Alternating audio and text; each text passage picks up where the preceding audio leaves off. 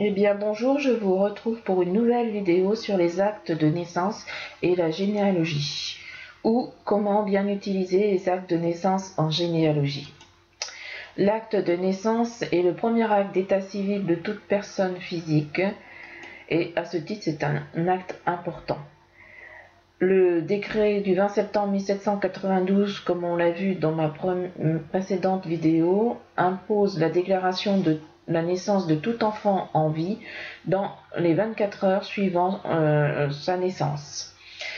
Il faut préciser que depuis le 18 novembre 2016, donc c'est tout récent, nous sommes passés à 5 jours pour déclarer la naissance d'un enfant.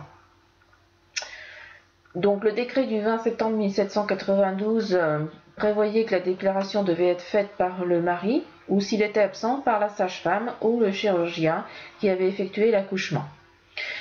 Au départ, le nouveau-né devait être présenté physiquement à l'officier d'état civil dans les quelques jours qui suivaient la naissance afin que ce dernier puisse constater l'exactitude des renseignements déclarés par le père. L'acte de naissance doit comporter des mentions obligatoires, notamment le nom, prénom, âge et domicile du déclarant, le jour, l'heure, le lieu et le sexe de l'enfant, ainsi que le prénom qui lui est donné.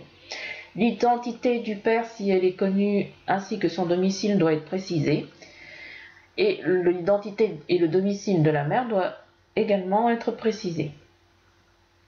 Les témoins, eh bien, il faut également préciser leur prénom, leur nom, leur profession ainsi que leur domicile.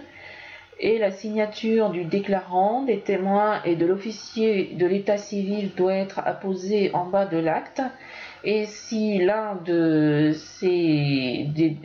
déclarants ou des témoins ne sait pas signer ou est incapable de signer, cela doit être précisé dans l'acte. Il y a eu également une évolution dans les mentions marginales de l'acte de naissance. Dès le Code Napoléon en 1804, dans l'article 62, la reconnaissance de l'enfant doit être apposée en mention marginale de l'acte de naissance de cet enfant. Plus tard, la loi du 17 août 1897 prévoit la mention marginale de l'acte de mariage avec la précision du lieu du mariage, de sa date et de l'identité du conjoint ou de la conjointe. La loi du 20 mai 1939 prévoit la mention marginale du divorce et la loi du 29 mars 1945 prévoit la mention marginale du décès. Ces dates sont importantes car elles permettent de déterminer des dates qui n'existent, que l'on ne peut pas trouver par ailleurs, parfois en généalogie.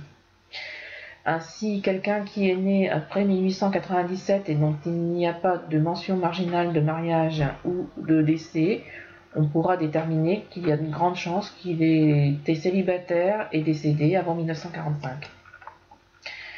La consultation des actes de naissance est possible pour tout acte de naissance de plus de 75 ans depuis la loi du 15 juillet 2008 et si vous pouvez prouver votre filiation avec la personne dont vous recherchez l'acte de naissance, vous pouvez consulter des actes de moins de 75 ans. Je vous remercie pour cette écoute de cette nouvelle vidéo et je vous dis à bientôt pour une nouvelle vidéo.